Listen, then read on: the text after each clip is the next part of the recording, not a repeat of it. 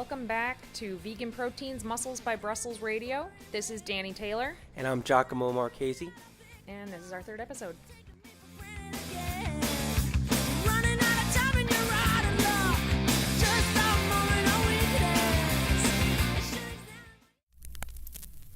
In today's episode, we're going to talk about clean eating and flexible dieting. What are the differences between the both of them? Is one better than the other? And how do you do it as a vegan?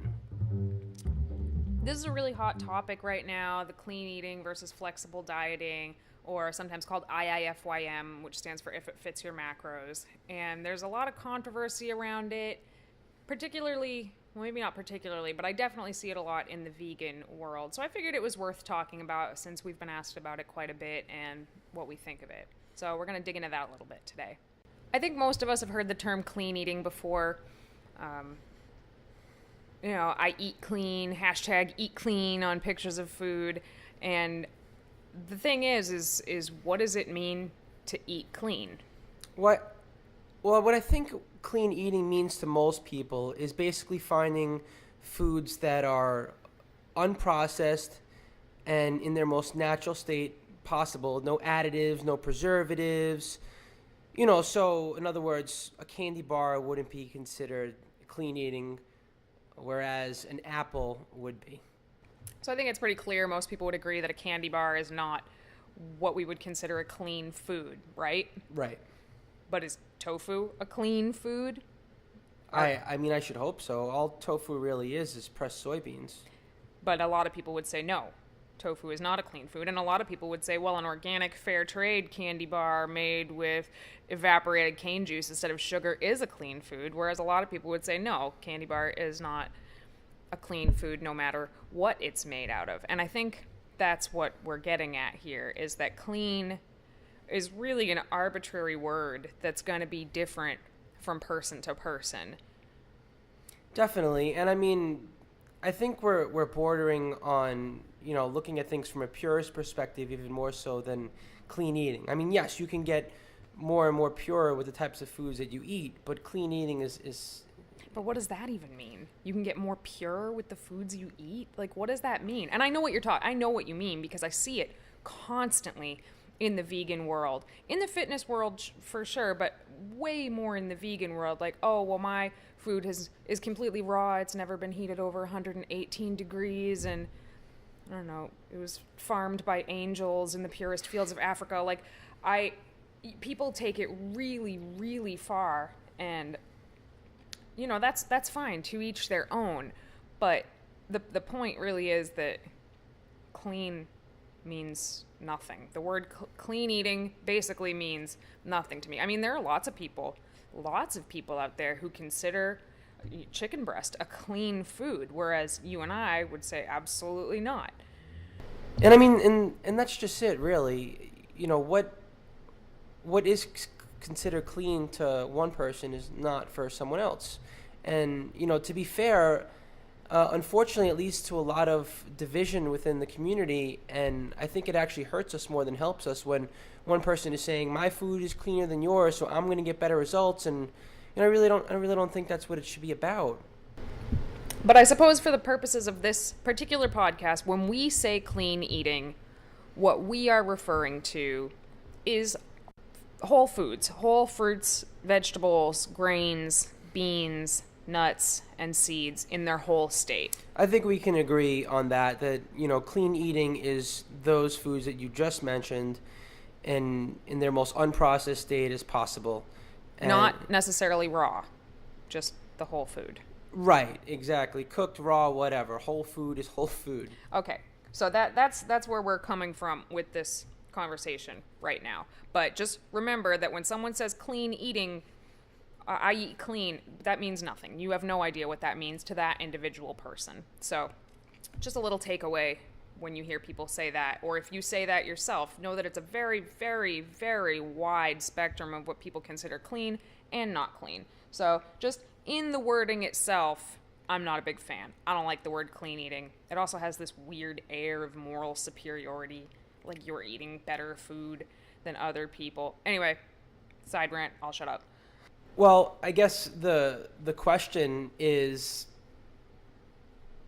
is eating primarily whole foods as the base of your diet to the point where that's pretty much all you eat, is that going to yield you better results than, say, mixing in some other foods into your program, like breads or a candy bar or whatnot? Well, I think that depends on your definition of results. What do you mean by results? Well, Your physique results? well, yeah. I mean, that's what I'm going with over here. I mean, we're a fitness show, so yeah. What's going to bring you the best physique? Is eating clean and only eating clean 100% of the time? Is that going to give you better results than eating clean, say, 75% of the time? I don't think so. And here's why.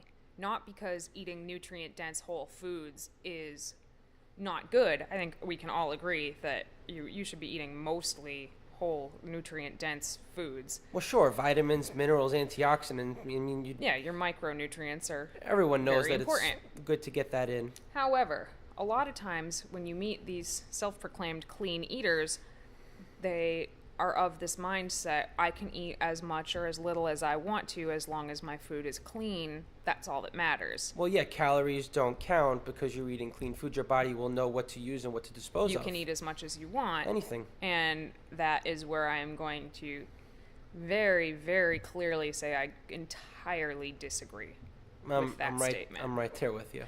I think that, and as a coach, I see this a lot. People come to me, I'm eating clean. I don't know what's wrong. Like, why am I not getting results from this? This is all I eat, and da-da-da-da. They list all these, whole foods that are really super healthy and great. And it's all in the amounts, and it's not the correct amounts to get to your goals.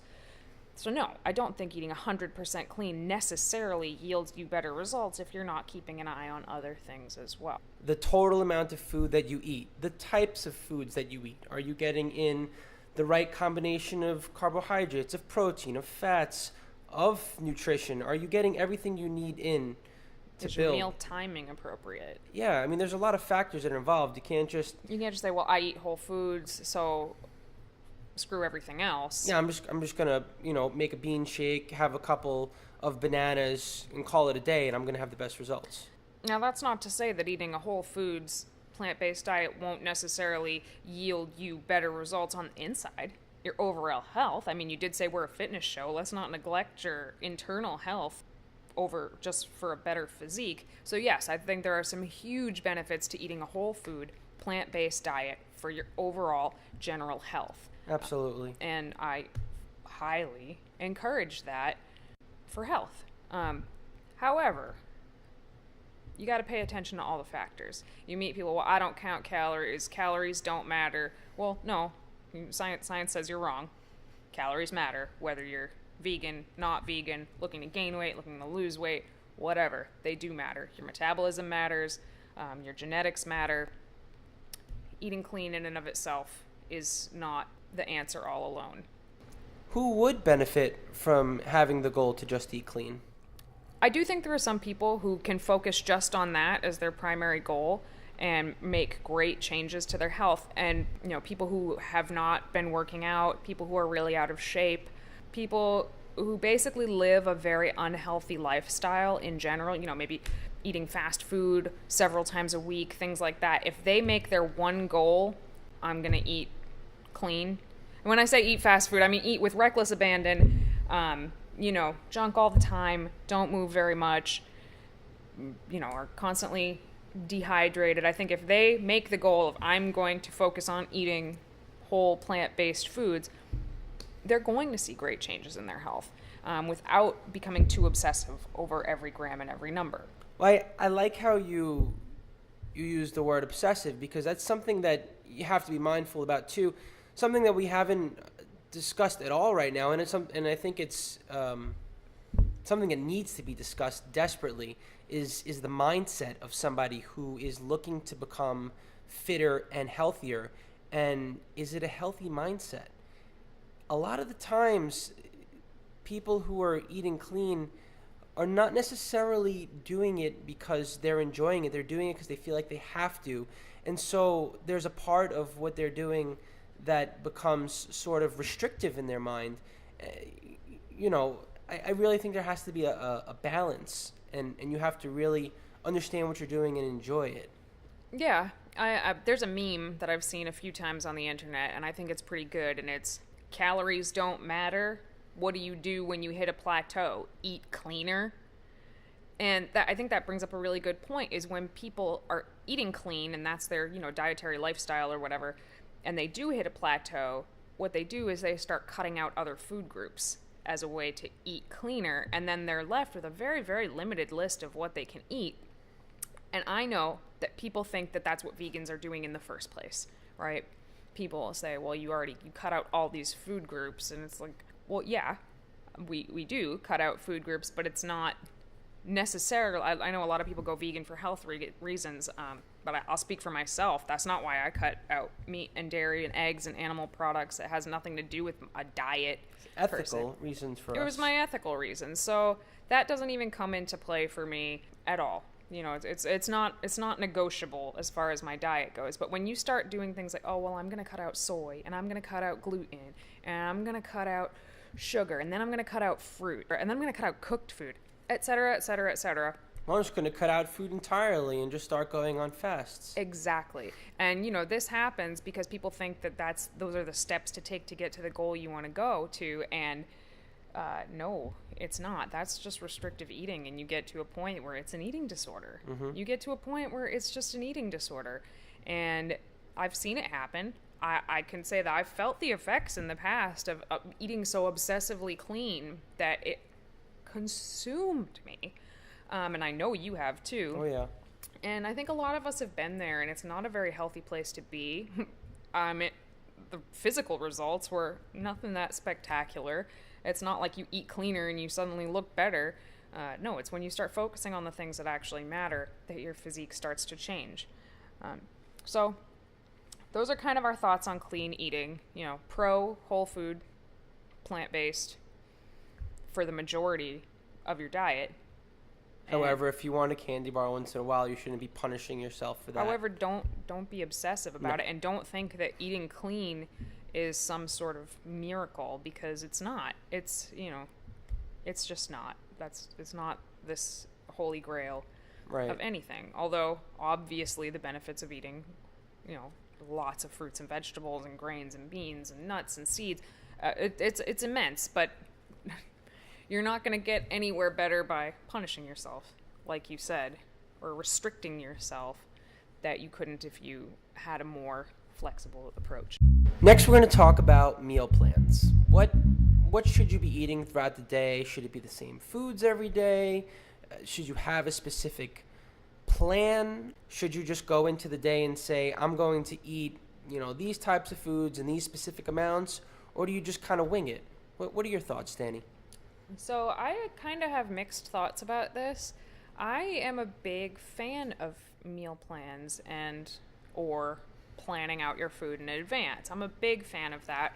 I do that with a lot of my clients. And mostly I think that humans are a creature of habit, and we will make the best progress eating similarly most of the time. I don't have any data to back that up. That's just my observation, is that the more of a rhythm you get into, the closer you get to your goals. Well, yeah, I mean, that's not just with food. That's with sleep. That's with your environment, where you train. Lots of stuff that come into play, not just food. I definitely agree with you there. But I feel like there's a lot of downsides to a meal plan, too, especially if it's poorly made.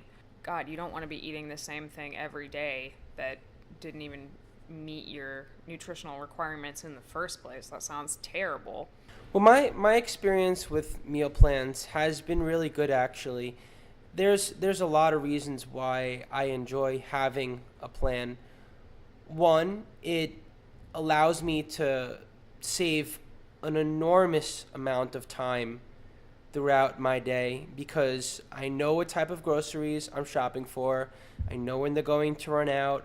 I know what I need to make, when I need to make it, instead of having to think about what I have to eat every single day just to hit my caloric and nutrient requirements. However, having that sort of pre-programmed meal plan throughout the day it has its downsides too, because, well, let's face it, yes, we're creatures of habit, and yes, we will potentially breed better results when we are doing the same things consistently over time, including eating the same foods over time. But like anyone else, sometimes we have cravings, desires. Sometimes there are social situations, events, gatherings, birthdays. Sometimes you don't have time to prepare things.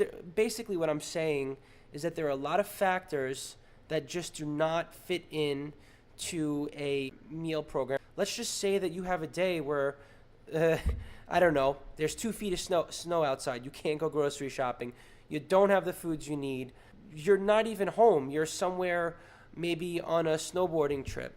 You need to just make it work for that day. You need an out, basically. And most of the time when somebody has been on a meal plan for a really long time and they encounter one of these situations, they don't know what to do because they're so used to this rigidity of a meal plan, and they sort of fly off the handle and just eat whatever they want with reckless abandon. Well, right, they freak out. They have their safety net, their meal plan, right. And then all of a sudden it's not there. Like, oh my gosh, what's going to happen? Mm-hmm.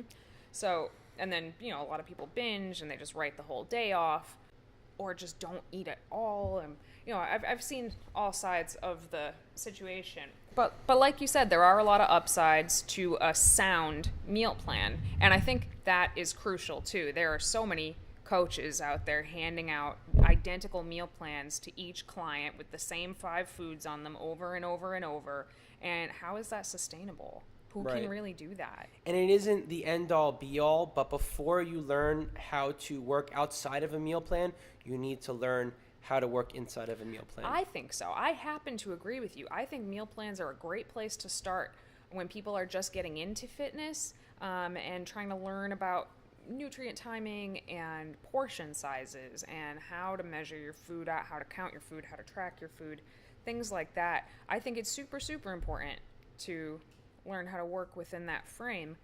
And once you start seeing the results of that, it becomes really motivating. Yeah, and it gets your body ready, so that eventually you'll just know, like, oh, maybe I can't be on my meal plan today, but I know I should be having these type of foods in these types of amounts because you've been doing it for so right. long that it's second nature. Understanding your pre-workout, your post-workout, what foods make you feel certain ways, that's crucial. You're on a specific plan for long enough, you feel every little change, and you just learn to become very in tune with your body. And I personally think that is super important. But what I think is even more important than that is finding a coach who's willing to work with you and your lifestyle. If you're going to go to a coach and looking for a meal plan or a meal program, find somebody who's willing to work with. I wrote your meal plans for a long time, Giacomo, and every single week, is there any particular food that you're missing? Is there anything you're craving? And Giacomo's a super creature of habit, so he was like, no, I just want to eat the same things. But I do work with a lot of clients who are like, oh, I kind of like this, or I'm getting a little bit bored. Okay, well, what do you want? What are you missing? Because there are ways to work in foods that you love into a meal plan and still reach your goals. And they don't have to be 100% clean, whole food. I have some people who get, day of cheese on their broccoli or something at lunch when they're getting kind of sick of their veggies. I manipulate the numbers in a way to work that in for them. And then they eat that every day. And as the people are working with the meal plan and they sort of have that meal plan as a safety net, then I can start teaching them about other things, the hows and whys of their meal plan, so they can sort of learn why they're eating these foods and how they're affecting their performance and recovery and things like that. And eventually And it's a learning process. It is. You get into it, and I can only speak for myself. Doing a meal plan day in and day out, I'm saying to myself, I'm just not really learning anything. And when am I going to be able to figure this crap out on my own? Well, a lot of times a coach is going to give you a meal plan so that you become completely dependent on them. It's almost like if they don't teach you why you're doing what you're doing, then you're going to need that coach forever.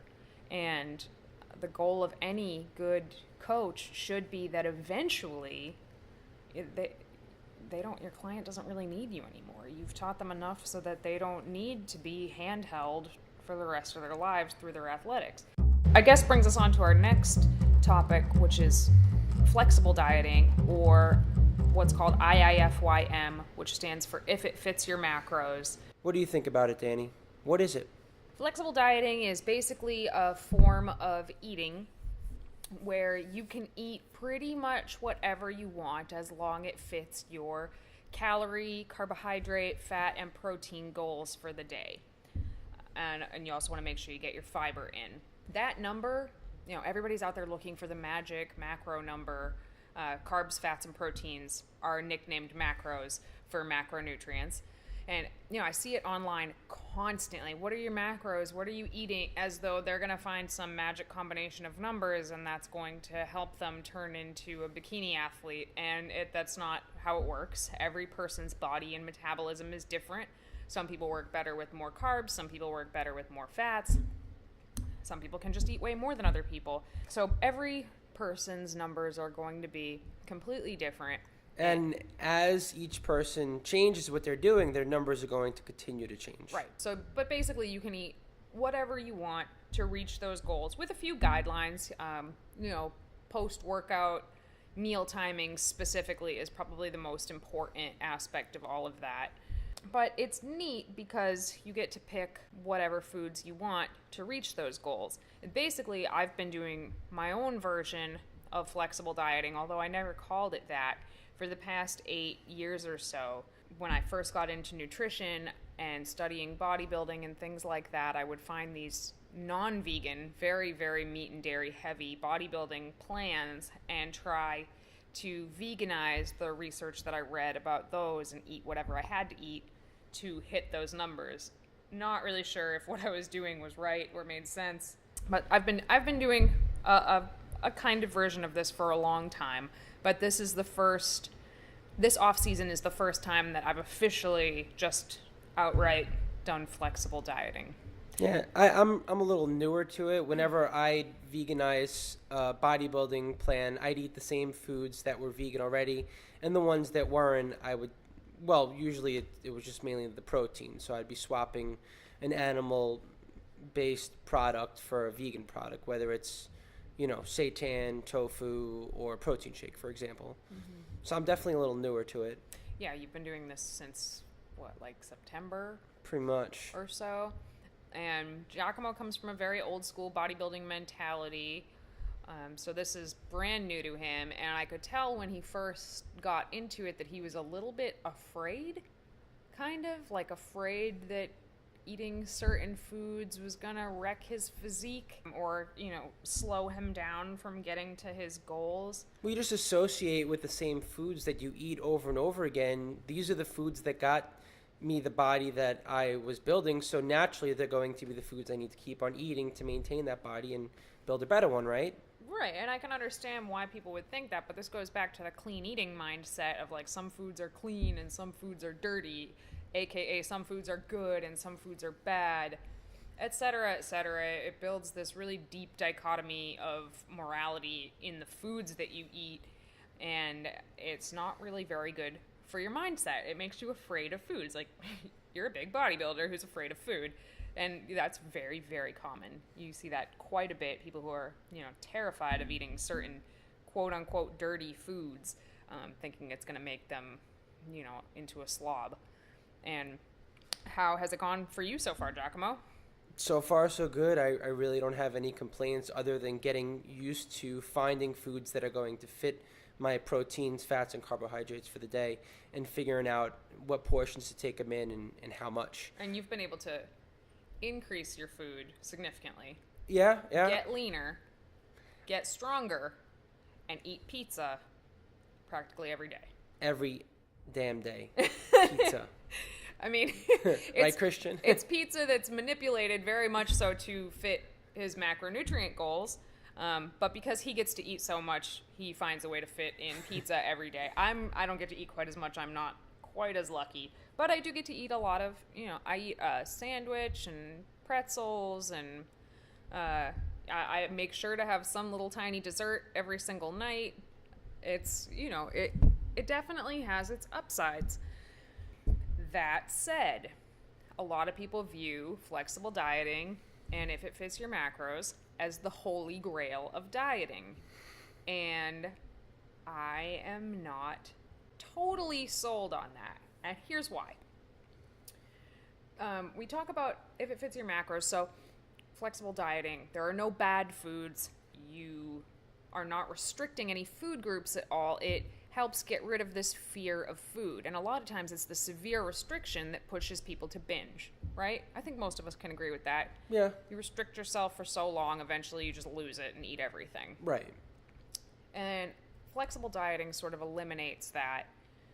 Like, well, screw it, I'm going to eat everything. Because you don't have to ever do that because you're already allowed to eat anything as long as you make it fit within your numbers. Right, and that can be hard to do. I mean, don't get me wrong. It's not always going to be as glamorous as it sounds. Just because you can fit ice cream into your diet doesn't necessarily mean you're going to be able to every single day or even every single week, depending on what's going on. Or it doesn't necessarily, if you can fit a quarter cup of ice cream into your day, that doesn't necessarily inherently mean you have the willpower to eat a quarter cup of ice cream and stop. Well, yeah, sure, because then you're taking in, how much worth of your fat for the day, and you have to find a food that is solely made up of carbohydrates, right. And you're stuck eating rice cakes or sweet potatoes. If you eat junk food all day, you're going to be eating super, super calorically dense food. If you eat that all day, you're going to be hungry. You're going to be hungry because the food is just smaller. And at the end of the day, you're going to be like, damn it, I'm hungry now, but I ate all my food. So what this means is, even though a lot of people like to talk about flexible dieting like they're getting to eat Pop-Tarts and candy and cookies all day, it just doesn't work out that way. No. You are eating mostly broccoli and potatoes. Maybe once in a while having a Pop-Tart or right. a cookie. It means that if you want to fit in, he's talking about vegan Pop-Tarts, which are only the unfrosted strawberry, blueberry, and brown sugar, as far as I know. Just so you guys know, Pop-Tarts are like the famous flexible dieting food, and there's only 3 varieties that are vegan. That's what he's talking about, not the not vegan ones. Anyway, back on topic. It means that if you're craving something, then you can fit it in if you work your numbers. If you have a family outing and you don't want to be eating out of your Tupperware in the side of the room all miserable, you can work around it. You don't have to be completely isolated from social events, which a lot of people are with their Tup life. And Giacomo and I have definitely done the Tup life thing, and I'm sure we will again. Mm-hmm. Because in order to fit our macros, especially when we're getting ready for a show, we're going to have to be very, very strict. And that's sort of the thing, is we are very strict. Yeah, Giacomo's going to, maybe eat a bowl of kettle corn, but he's going to weigh it out on the scale and make sure he's eating exactly what he's eating. Now, what a lot of people say when they see what, their macros are supposed to be for that person, vegan specifically, well, how do I get my protein that high? So tell me some of the things that you eat to get your protein as high as it is. Well, for me, I don't know if it's necessarily a fair example for most people. I would say I eat more than the average person. Yup. I take in about 3,700 calories a day. So even without any seitan, tofu, or protein shakes, I'm still going to get in, I would say, about 100 grams of protein for the day, maybe more. And I only really need about 200-ish grams of protein. So what I'll do is I'll add the rest of those foods I just mentioned in, either seitan, tofu, or a protein shake. The shakes I like after workouts because they're really convenient. Yeah, I mean, I personally enjoy the vegan meats.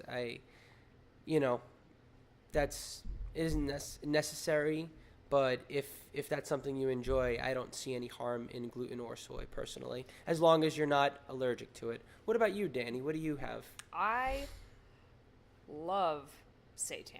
I eat a lot of seitan. I have Upton's Naturals, which is my favorite seitan company. The bacon seitan. Upton's Naturals bacon seitan every morning, sometimes in the afternoon in a sandwich. I don't think they can stock it enough at the store. They don't. They never have enough of it. I'm constantly buying their last box. Beyond Meat. I'm a big fan of Beyond Meat. Tofurkey slices, I like those. We did Yeah. just buy all the Tofurkeys Well, from yeah. the post-Thanksgiving sale. Clearance. I actually, this is terrible because I own veganproteins.com. I don't really like protein shakes that much, so I use them for convenience sake. But as far as my like day-to-day life, I don't really supplement with a lot of protein powder. I put some in my protein waffle in the morning, but I don't really do a whole lot of shakes until I get to a point where I have to drop my carbs and fats a little bit lower, and then getting your protein in becomes tougher. Most of the time, you can go without protein shakes. Yeah, like you said, there's you hit a certain point. Although most of the formulated vegan protein powders do have a really good amino acid profile, That helps. better than seitan and tofu because they have a higher leucine content in general. Yeah, and they do have their value when you're at a caloric deficit, But preparing your physique. Yeah. But I also, even like Giacomo said, without any of my mock meats or anything like that, tofu, tempeh, seitan, I still easily get like 70 grams of protein just from my vegetables and my grains, which I eat a lot of carbs right now. Lentils, I've been having a lot of lentils as well, which is the highest protein bean, and I really like that. So there's always ways to manipulate your foods to work in the foods that you love so you don't feel like you're deprived. I am a huge fan of vegan cheeses, and where does that even fall? Like, going back to the clean eating, like, would you call that clean? Some of them are just made out of nuts. Is that clean? Is that not? Anyway, you'd be hard pressed to find vegan cheese on a typical bodybuilder meal plan, vegan or not vegan. But I've been able to work it into my food every single day. I like that the vegan cheeses too. That each one is a little different. Some of the vegan cheeses are primarily made up of carbohydrates. Like Others teas. are higher in fat. Yeah, Like so you Daiya. can really switch it up. Yeah, so you can work in all sorts of things, and it's just kind of fun. But that said, it is like everything else. It's a learning process. Yeah, and surprisingly enough, I can't tell you how many nights where I've actually had to find foods that are low in protein because my Yep. protein is just getting too high for the day. Me too. In the off season. I mean, I'm sure, when it comes time for contest prep, it'll be the exact opposite. But right now, yeah. So let's sort of talk about our overall findings between all. So we just talked about three things: clean eating, meal plans, and flexible dieting. And I know my feelings on this. I imagine yours are going to be pretty similar. My overall thoughts, I love the idea of clean eating in theory. In practice, I don't know if necessarily it's for me as far as 100%. I like trying to incorporate as many clean foods into my Don't diet. say clean. Whole foods. We're talking about whole foods. Gotcha. I like to have whole foods be the bulk of my diet, and then I also like to be able to incorporate them into a meal plan, but I don't like to live my life around a meal plan. I like to know that it's there and be able to play around with my macros when I want. I try to be really diligent about my meal timing. I think it's important. However, once again, it's not the end all be all. If it's my sister's birthday party and I have to go, and I have to go. I love you, Rob. If it's my sister's birthday party and I'll be there, I'll most likely want to have a piece of cake with her. So maybe my meal timing will intentionally be off that day, and that's okay. It does, I don't, nothing should be so rigid to the point where it controls your life, whether it's clean eating, whether it's flexible dieting, or whether it's meal timing. What's your take on clean eating, flexible dieting, and meal plans, Danny? It's pretty much the same as you. I eat mostly whole foods, mostly throughout the day, and I do like to loosely plan my food for the day. Meal plan style. I'll put it in my FitnessPal the night before, or, creature of habit. I have the same breakfast every stinking morning, but then maybe I like to switch up dinner a little bit at night. But I do have a loose meal plan that I stick to in general. And of course, as far as flexible dieting goes, I've always been a fan of that. That's always been my style. Even during contest prep, if something happened and I ran out of something, where I was pretty much eating the same thing every day, but if I ran out of something, I wasn't like, oh my God, I don't have my food, I'm gonna die, I'm never gonna win, which is what you see a lot of people do if they get in a situation where they don't have their food that's on their meal plan. They just panic. And from a coaching standpoint, I feel the same way, and I feel like that's sort of the progression. Is step 1, work on eating more whole foods. Step 2, here's how a meal plan works. Try this out, get used to it, learn your body, and then while they're working the plan, you start to teach them why we're eating this way, why we're doing this, and eventually, well, here you go. On Saturday, I want you to hit this number for carbs, proteins, fats, and fiber. Give me your MyFitnessPal name, and I will check out what you're doing, make sure you're on track, see if you get the hang of it. And ultimately, eventually, you can just hand people a string of numbers, and they're able to do it by themselves. Now, this, you may be like, well, what do you even need a coach for at that point? Some people don't. Some people don't need a coach at that point anymore. And that's awesome, You don't necessarily want a coach for the rest of your life.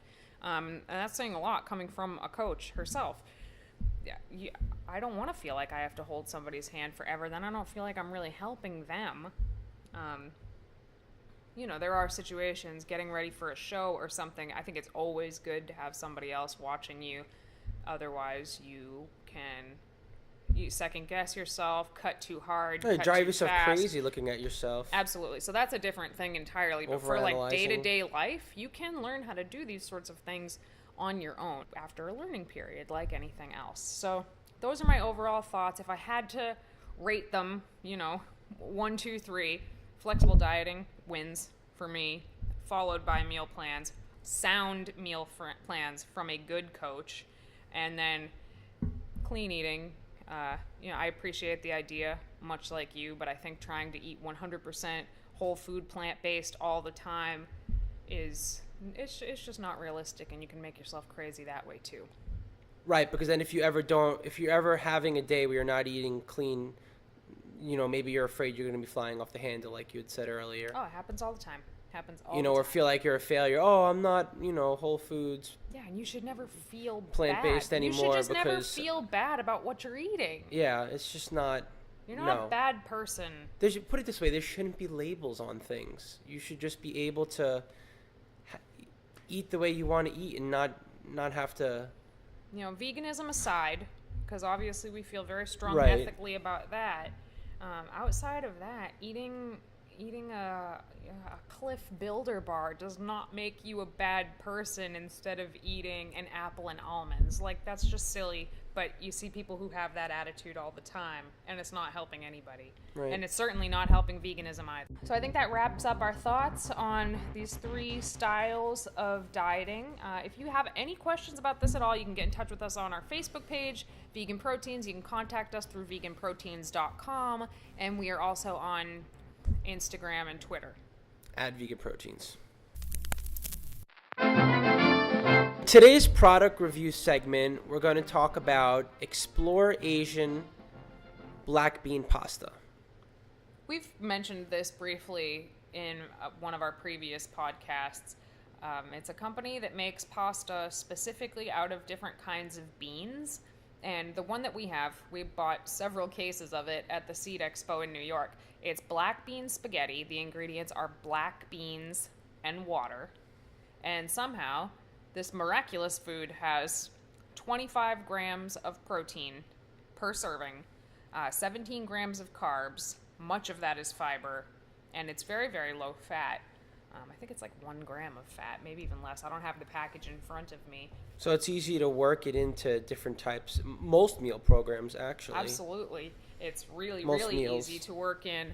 And I run into a lot of vegans, like we mentioned earlier, who have a hard time hitting their protein requirements for their goals. And I think this is a fantastic product for that. I'm thinking about, I'll use the word alternatives lightly, because nowadays everything is, there are really no alternatives. We just have options, so many options. in the food world. It's reminded me of Sunday dinner with my family. I think of, your just traditional semolina whole wheat pasta. Giacomo is super Italian. I mean, his family is super Italian. It's not pasta if it's not semolina or homemade pasta, period. And, back in the day when there started to be some more options, there was, well, let's see. Whole wheat pasta? No, well, okay, right. So whole wheat pasta and flour pasta. Right. So those are the first two. But then I think the next one I had tried was the soy pasta. You ever had that before? No. Ooh, not good. Wasn't a fan, honestly. It just kind of tasted cardboardy. I mean, I'm picky when it comes to pasta. Then after that, I think the rice pastas started to come out for a while. Rice pasta's okay. Not bad. They do take a long time to cook. I'll tell you that. Not bad. They do have a very unique texture. Not necessarily. I don't love it. I don't hate it. But having those other experiences with the soy pasta and then with the rice pasta, I didn't know if I'd be a fan of this black bean stuff. I said, well, it's not flour or whole wheat pasta. How good could it possibly be? I'll tell you, I was actually surprised. I enjoy it. I like it. I like the texture. I like the taste. So I'm a fan. But it's still, it doesn't taste like regular pasta. No, but I will rate it higher than soy pastas and rice pastas as far as taste and texture goes. My personal preference. I haven't actually made it in an Italian. I haven't made it in an Italian style dish at all with like a tomato sauce on it. I've mixed it in with some tomato sauce. But I have done it with turned it into like a mac and cheese. It's sure not the prettiest thing ever because it's black. The pasta itself is black, but it tastes really, really good. If you close your eyes, it tastes delicious, super high in protein. It's great for people who do have soy and or gluten allergies and still want to get their protein up. And I don't know what it is exactly they do to the beans to make them so high in protein and so low in carbs. They must remove some of the starch. Something. They must remove some of the starch. It doesn't take that long to cook either, right? Yeah, it's super fast. 8 minutes. Once That's the water's awesome. boiling, it's 8 minutes. Because like the rice pasta is like, 20 minutes to cook? And we got it, like I said, we got it at the Seed Expo in New York. The Explore Asian booth was there. They have other styles too, like a mung bean, a soybean. But I don't know if it's the same as the soy pasta you tried before. Probably not. But I've also seen it in Whole Foods in the ethnic food aisle. It has like the Thai food and the Indian food, and it's really, really good. Little bit. I mean, it's pricier than regular pasta, but if you're buying pasta in Whole Food anyway, it's probably on par with everything else. Yeah. And yeah, it gets a thumbs up from me. Same here. Moving on to our Q&A segment for today, we have a question from @ScottishVegan on Twitter. And they ask, I'd like to know what are some healthy snack foods for post-workout sessions. Healthy snack foods for post-workout sessions. So what should you be eating post-workout? The most important thing to get post-workout is protein. It stimulates muscle protein synthesis almost immediately after your workout, which is when your muscle fibers are all torn down and looking to repair themselves. So protein is the most important thing. Secondly, being carbohydrates to replenish your glycogen that you have burned through more or less, particularly if you're looking to build muscle. So looking for something high carb, high protein, low in fat. This is the most beneficial time to eat a higher glycemic carb. So the white flours, the sugary things. If you're going to eat it, this is the best time of day to do it because you're much more insulin sensitive and it's going to do you the most good then as opposed to later. Body's going to use it right away. Not that it's bad to eat it at a different time. It's the most beneficial time to eat it is then though. Right. So some fast foods that I have some of my clients eat are bagel sandwiches with Beyond Meat in them. That's something that you can pack ahead of time. Just a bagel with some mustard and lettuce and tomato and a few slices of Beyond Meat in it. People seem to really like that. If you are running around on the go, I usually do a bagel with some jam and a protein shake personally. I find it people really like bagels. Simple and easy. If you're looking for like a pre-packaged snack, I would say I think that the Primal Jerky strips are really, really good, fast forms of mostly protein. They don't need to be refrigerated. You can keep them in your car if you have to. A lot of people like to say, like, oh, well, I have almonds. I keep almonds around. But post-workout is not the best time to be having almonds just because they are so high in fat. Great food, wonderful, love them. Just not the best post-workout food.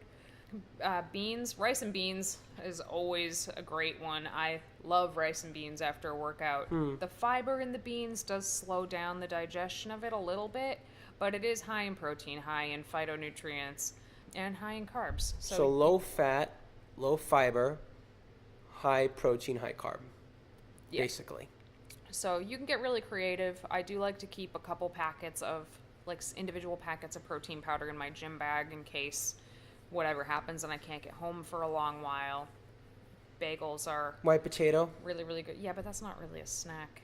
Like, you can't just pick up a white potato somewhere and probably just bite into it like don't an apple. do that. But fruit is really, really good. You know, the fastest, easiest thing I can think of is an apple or a banana. Raisins, dates. Yeah, those are all very high There you carb, go. but it's the protein that makes it difficult. Yeah. So, you know, keep a couple packets of protein powder in your bag with a shaker bottle so you can just shake it up with water. Rice and beans. You can get packages of rice and beans that are pre-cooked, and you can just eat them right out of the bag. And those are really, really good. Yeah, they say too. you have to heat them up, but you know, they're still good. They're still good.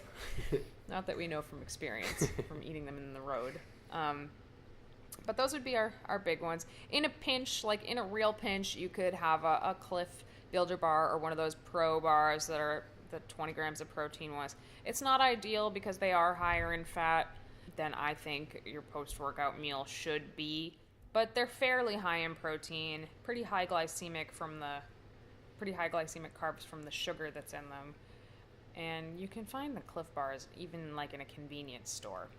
So, but the healthiest out of all those options, healthy, I'm saying in quotation marks, would be a piece of fruit and protein shake.